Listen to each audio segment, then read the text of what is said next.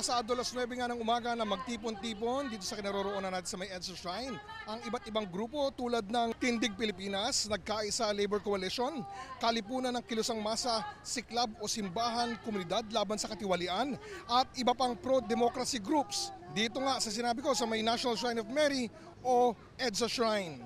Sinimulan nila aktibidad sa pamamagitan ng misa na sinundan ng kilos protesta sa may harapan ng EDSA Shrine.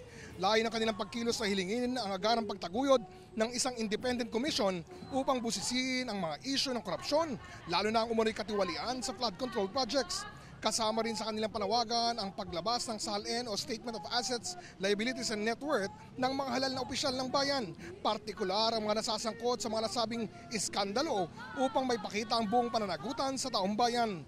Dumalo sa pagtitipon ng ilang personalidad, kagaya ni Kiko Aquino D, convener ng Tindig Pilipinas, Kayla Meneses ng Akbayan Youth at mga kinatawan ng iba't ibang grupo.